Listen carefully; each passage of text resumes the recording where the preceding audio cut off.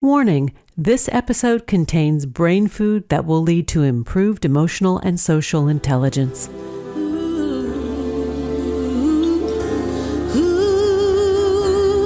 Hello and welcome to our new short format servings of consciously prepared brain food designed to improve your mental fitness. This is Lisa Cypers Kamen, your host. For more than 12 years, we've been proudly and consistently crafting harvesting happiness and sharing it with you. Each week, we spotlight diverse thinkers and doers who are contemporary trendsetters and change agents devoting their lives to creating a better world in which to live. We invite you to listen up and change the way you think about human happiness. Our award-winning content is fresh, optimistic, and purpose-driven media that promotes well-being from the inside out. Alrighty then, let's dive in. This episode offers psychosocial education designed to inspire and motivate our listeners. The information provided does not constitute a therapeutic relationship nor a substitute for professional mental health care. If you are experiencing a mental health crisis, call 911, go to your nearest emergency room, or for listeners in the United States, text 988 for the National Suicide and Crisis Lifeline. This interview was originally broadcast in April of 2019.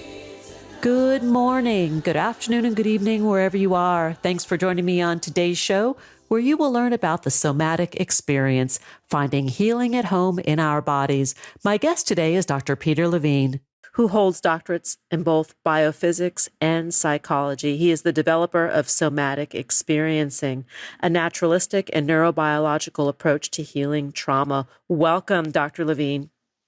Oh, hi. Hi. Thanks for joining me. Sure, gladly. Let's get right into it here and talk a little bit about symptoms of post-traumatic stress and how often they might not appear until many months or even years later. Yeah, the symptoms are really diverse.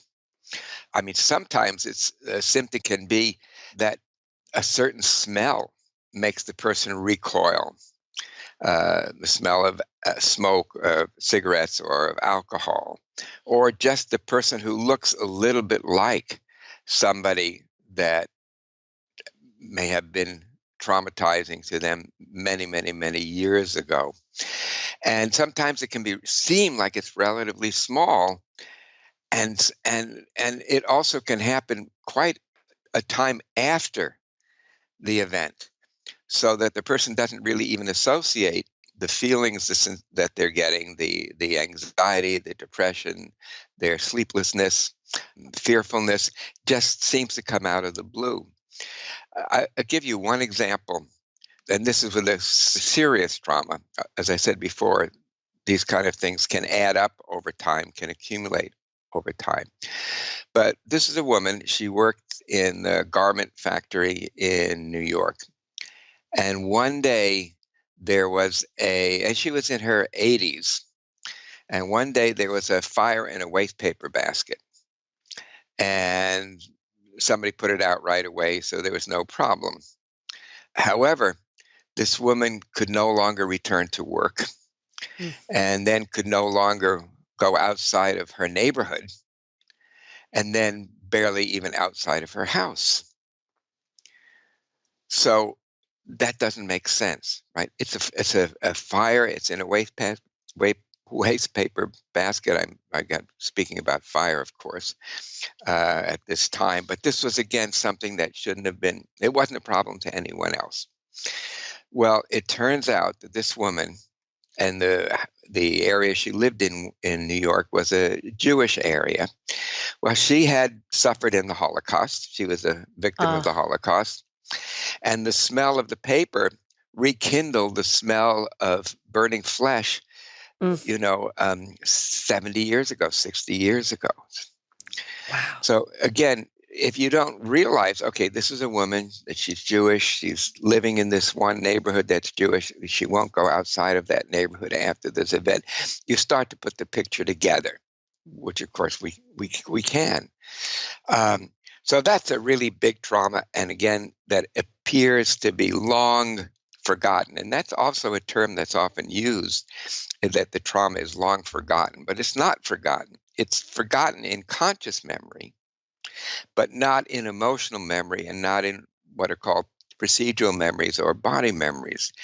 I actually talk quite a bit about that in my book, in Trauma and Memory, Brain and Body in a Search for the Living Past, how the past lives within us and how just the seemingly smallest trigger can start the whole process again. And actually, I think sometimes it's as common that people don't experience symptoms until some weeks or months afterwards. Yeah. I think of a number of people, for example, that were in car accidents, and these could be relatively small accidents where they're sitting in the car and then somebody hits them from behind, they're whiplashed, and they feel okay, because there's adrenaline is released, so they're feeling, buzzed up, and but then the next day start getting pain. Then some weeks later, they start to have anxiety about driving. Now, obviously, that you think, of course, that connects. But again, why did it take so much time? And one possible candidate for this is a phenomenon called kindling, limbic kindling. Mm. And the limbic system is a part of the brain, particularly the amygdala, that is related to trauma, that and areas in the brainstem. So there's this phenomenon called kindling, where if you stimulate a nerve cell in the amygdala, you give it an electrical stimulation, and then you get firing of the nerve cells, and then you do this a week later, even a week later, or even more. You stimulate those nerves again, and this time, and then the nerve cell fires, and then stops. Then maybe on the fourth or fifth week, you do it, and the nerve continues to fire and doesn't turn itself off. So something like that may be one candidate, at least, in why trauma often takes time to affect. And when I first really started, well, my exposure to trauma was really in 1969. When I was asked to see this woman who had all kinds of physical symptoms and anxiety and panic anxiety and agoraphobia. And, again, there was no reason why this would be. It happened sort of out of the blue. She was in graduate school, so there was pressure there, of course. And anyhow, I started to work with her, and it turns out that her anxiety was due to when she was 4 years old, she was held down by doctors and nurses and given ether for a tonsillectomy. Mm. And her body had wanted to run and escape for 20 years. And in the session, she was able to experience herself running and escaping. Actually, this is what an image that came to me that mobilized her action was that of a tiger crouching and getting ready to chase her. And then I saw this image of this tiger and I said, Nancy, there's a tiger chasing you. Run, climb those rocks and escape. And she did. She could imagine doing that. And then when she was on top of the rocks, she looked down and she saw the tiger. And then the tiger changed to seeing herself at the age of 4 being held down and having the ether mask forced on her face. Indeed, that image of the tiger was the motivation for my first book. And again, this was a time there was only one other book on trauma, if you can believe that. Judith Herman's book, Trauma and Recovery, and then my book, Waking the Tiger, Healing Trauma. So again, this is something that was really unknown. And then when it became known more from the kind of trauma that soldiers were experiencing in Vietnam and in wars before that, of course, as well. And it really it wasn't applied to traumas that people experience in being molested, in being robbed, in being in car accidents and so forth. It really took some time for that to broaden out in scope. And even now, I think there's almost a protective aversion to not even think about trauma, out of mind, out of sight instead. Yeah, but it's not but the way it works, right? but it's not the way it works. It's not the way it works. And again, it doesn't work with conscious memory. It works with these emotional memories and these body memories. Yeah.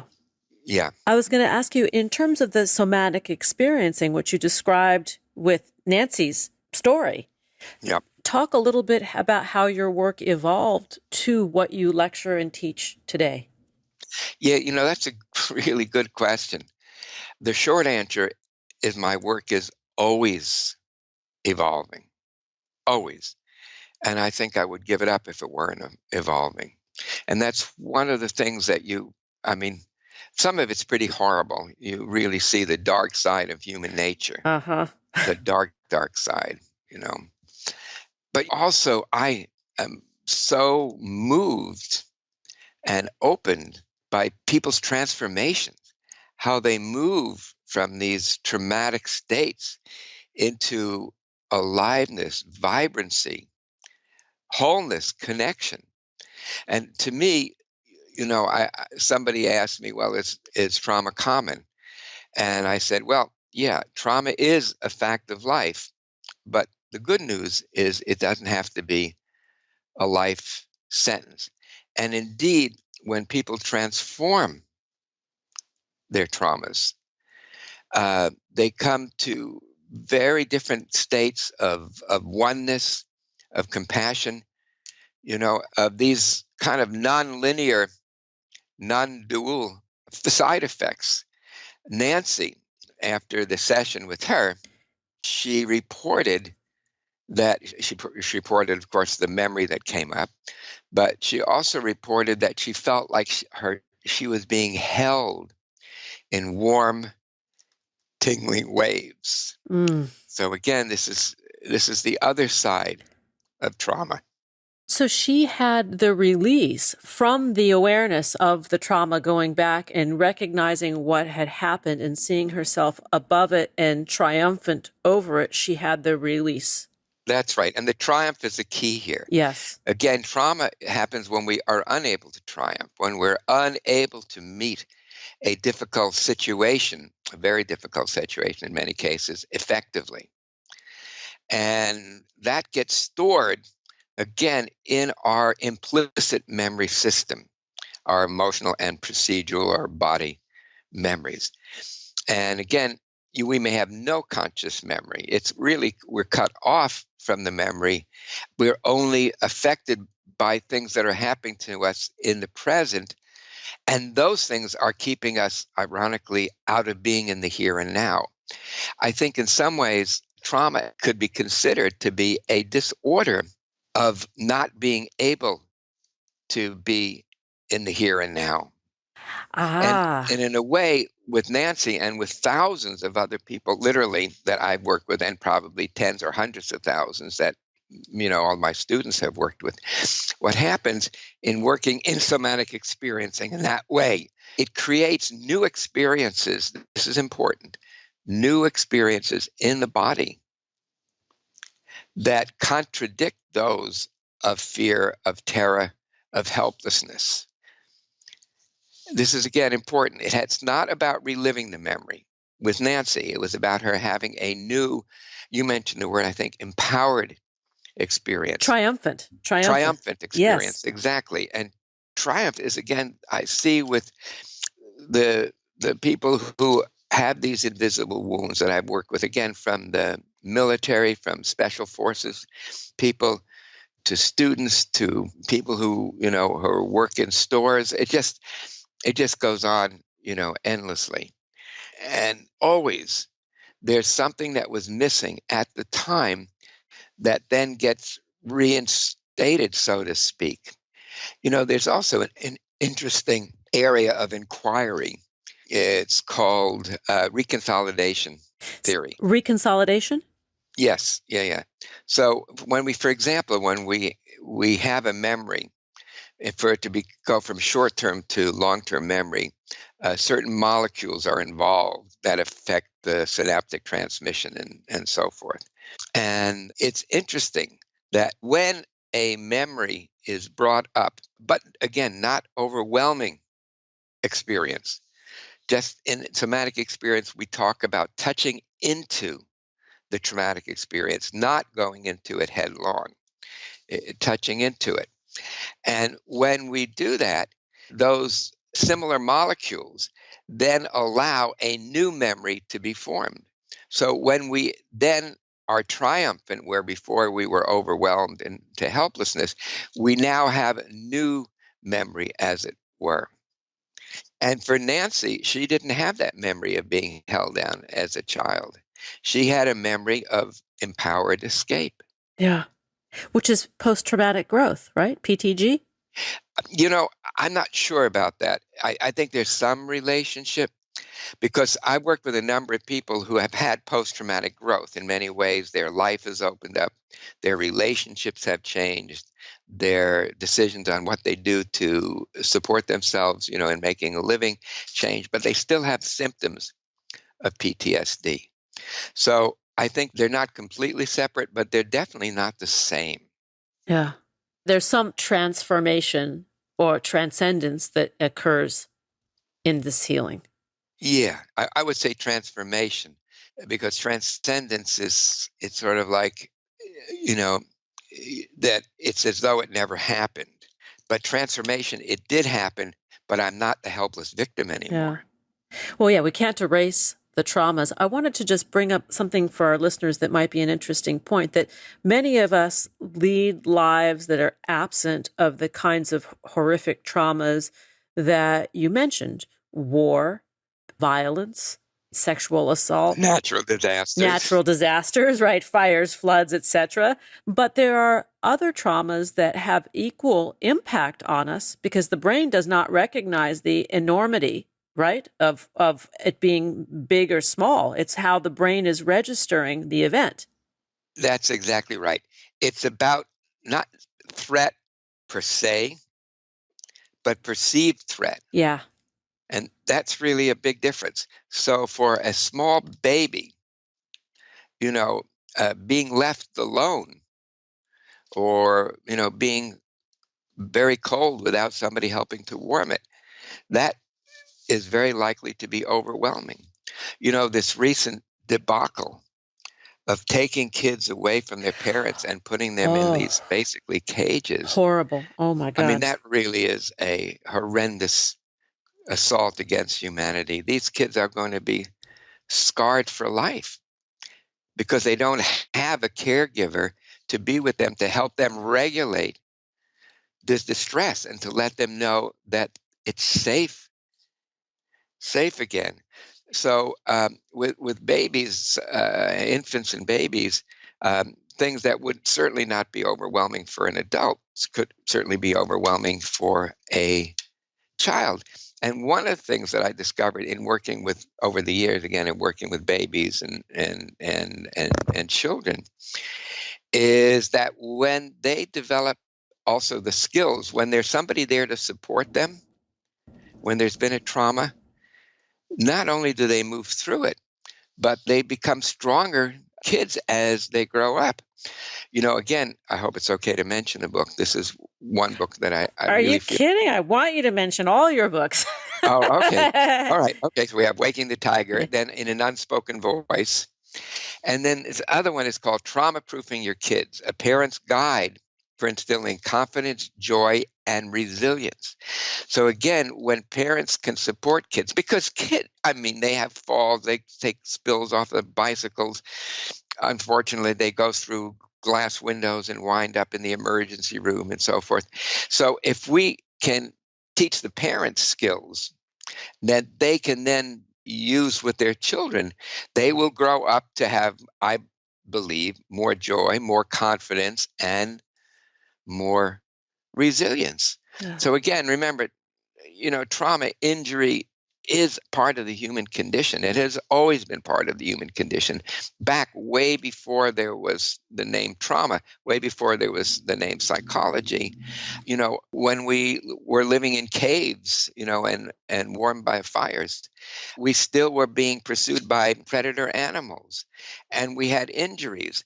And I think probably this is what early shamanism was probably about, of how to help people move through these states. And I think shamans do things that are somewhat similar, actually, to what happens in somatic experiencing sessions. Again, this is this non-duality, non-linearity, that people have these experiences which have a mystical quality to them. Mm. So again, I think, this is the human condition is one of injury, of threat, of confronting fear, and of being overwhelmed. And I've always looked for tools to do this. Now, again, somatic experiencing is not the same as a shamanic approach, because in shamanism, what usually happens, is there are two main causes of disease in the shamanic traditions. One is called fright paralysis. In Portuguese and Spanish, it's sustus, and soul loss. And the other one is being hexed by somebody else. So let's just look at the first one. Yeah. And what the shaman does, when there's been a shock, when there's been a soul loss, the shaman goes out into the other world and finds the part of the person that left, the part of the soul that became dislocated and left, and they bring the soul back into the person, often using chanting, singing, drumming, and so forth.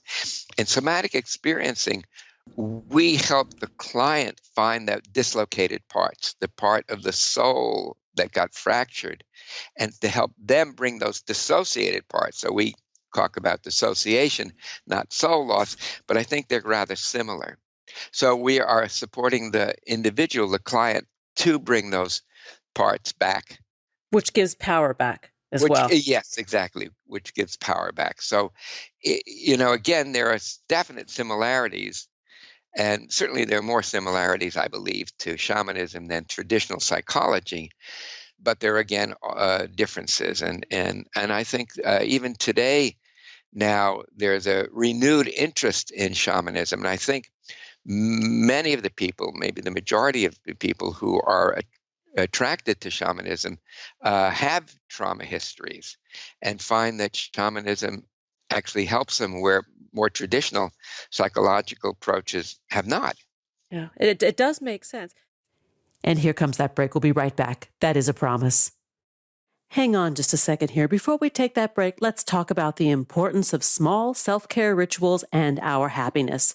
Research has proven that small, consistent, positive actions will generate a lasting impact in our lives, like taking a few minutes to hit the pause button, do some mindful breathing, or go for a walk. And sometimes those small actions pay off in a big way. Way offers a complete hair care solution that promotes fuller looking, healthier feeling, and happier hair for everyone. Fine, medium, or thick hair, Way has got you covered. For the past several months, I've made Way an integral part of my self-care routine for flat, limp, and dull hair. I'm seeing and feeling shinier and bouncy tresses. This makes me super happy. I'm a big fan of Way's hair, body, and fragrance products. My go-tos are the shampoo and conditioner for fine hair, plus the volume spray. I also adore the delicious, iconic scents of all Way products. Another thing I appreciate about Way is their eco-friendly 32-ounce refill pouches of their most popular shampoos and conditioners.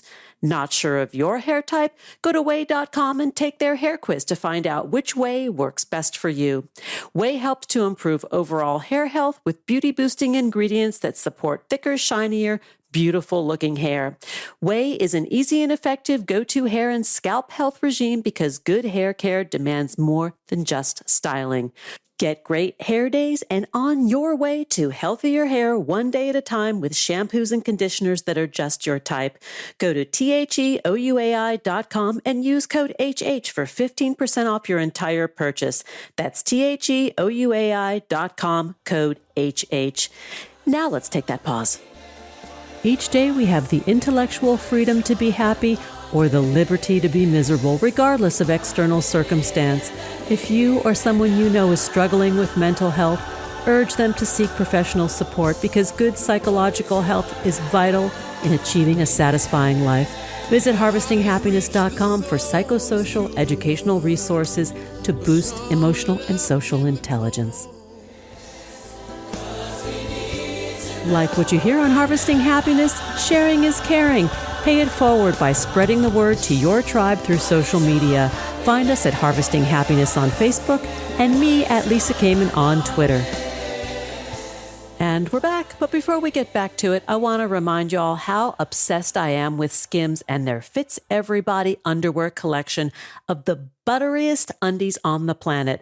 I've been wearing Skims for months now, and I am a devoted convert. The buzz is that their cotton loungewear is a game changer, and I must say that all the hype is 500% true. These are the cutest and most flattering sets that are stretchy, soft, comfortable, and non-binding. It feels like it just melts on my body. In fact, I forget I'm even wearing them. Skims is creating the next generation of loungewear for everybody. Athleisure wear is my professional uniform, and that means I'm always on the hunt for fashionable and relaxed garments that make me feel stylish and put together. My most favorite t-shirt of all time is the cotton jersey t-shirt from Skims.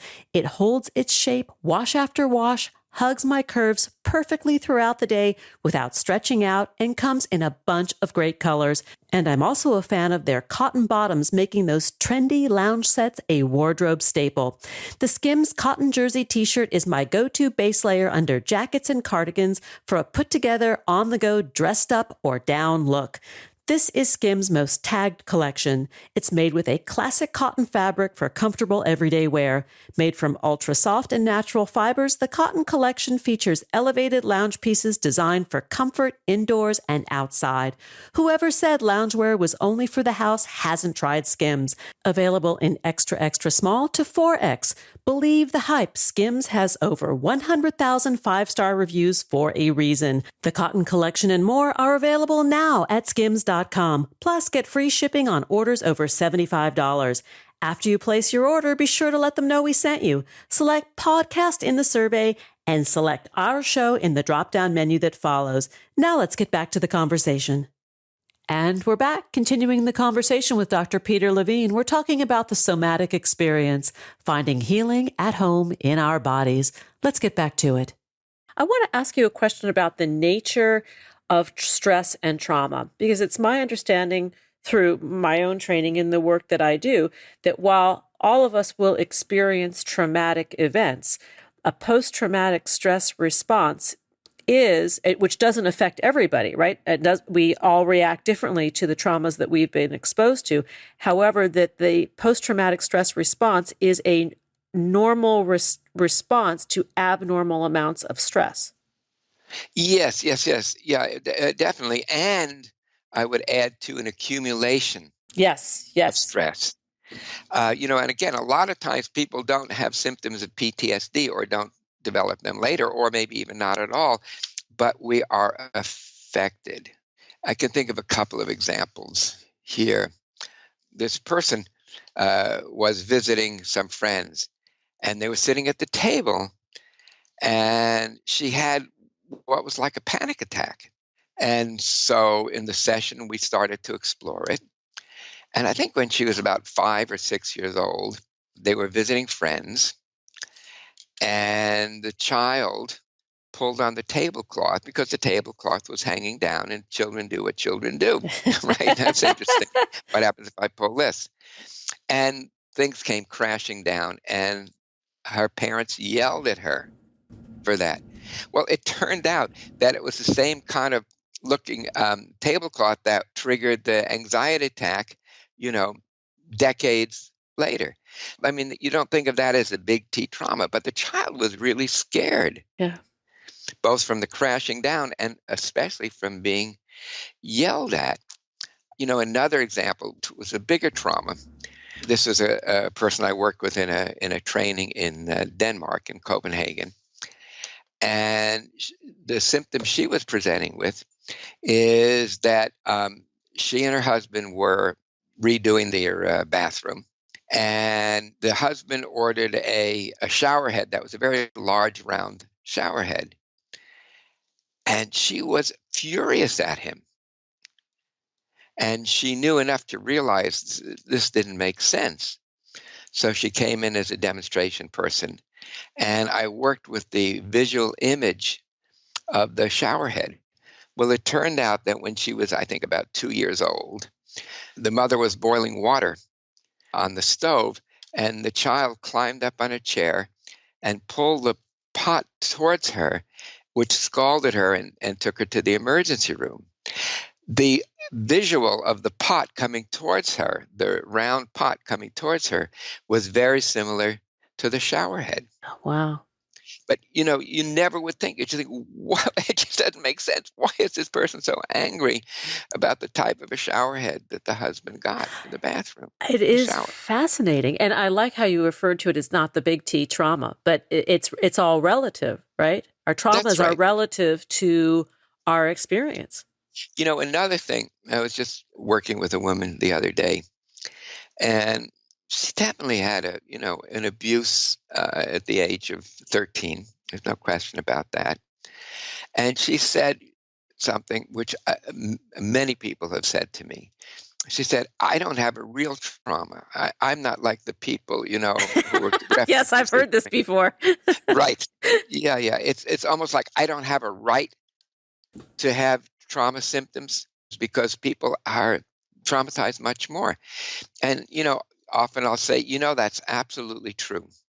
There are many people, many people who have been more traumatized than you are.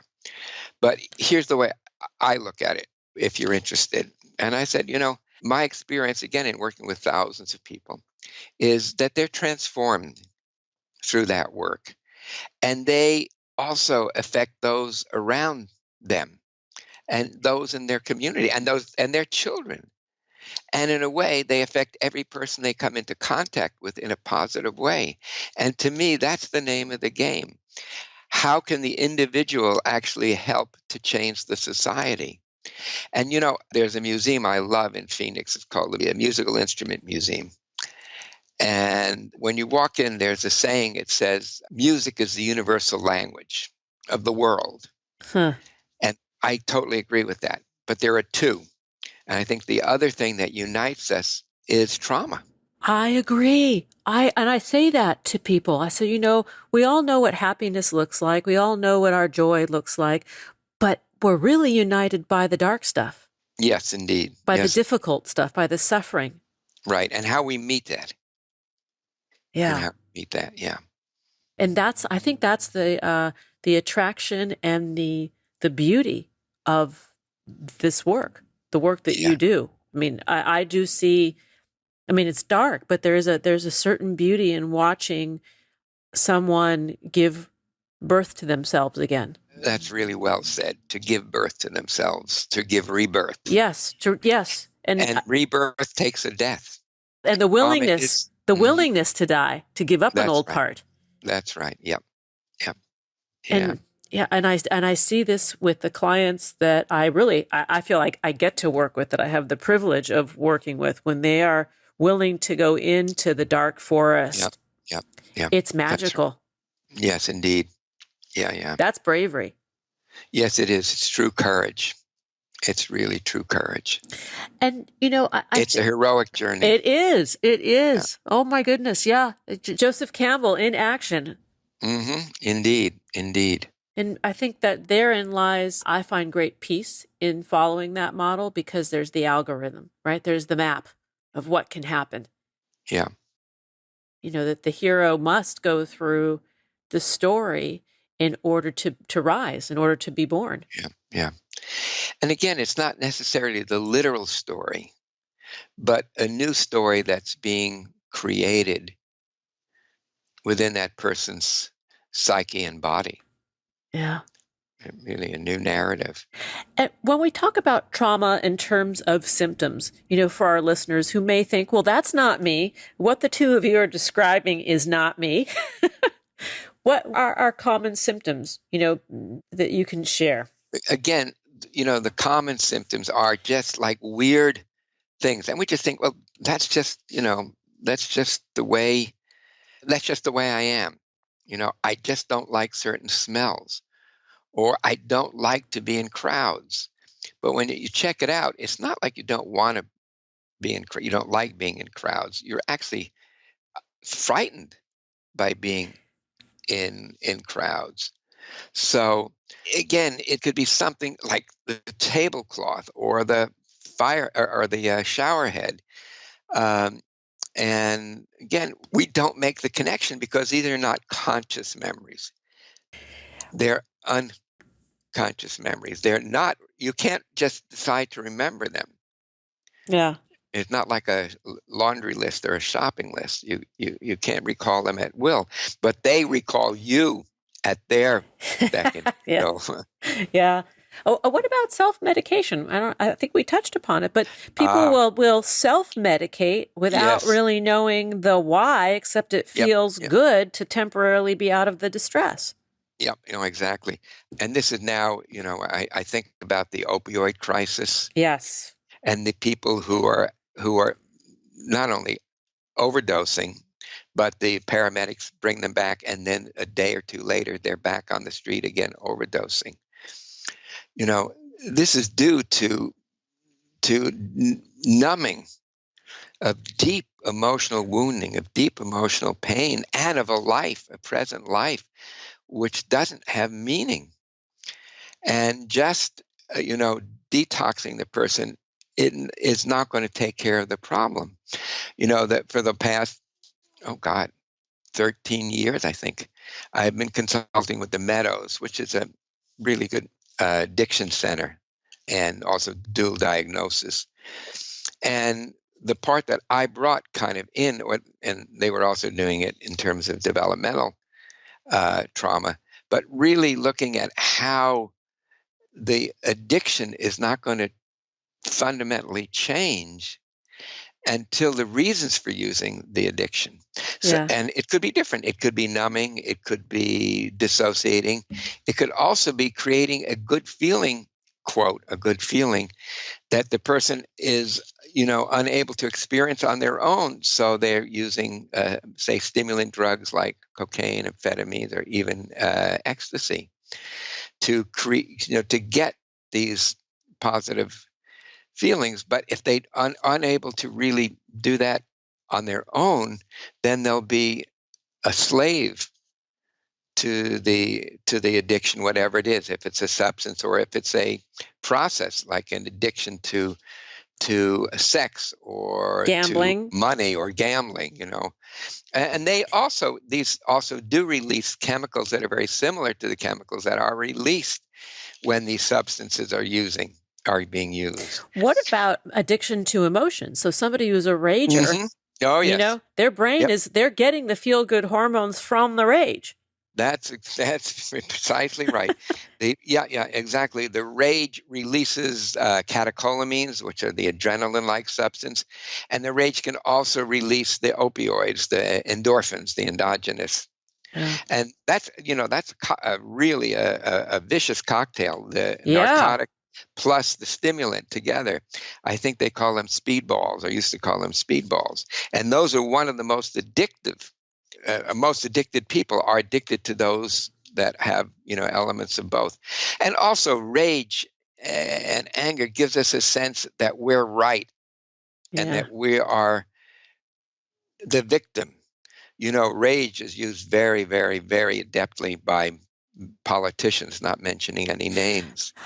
Well, but getting people to say, you're being treated unfairly.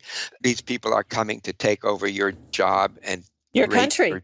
Your wives and your country, and you should be enraged. You should be enraged. Well, it's effective.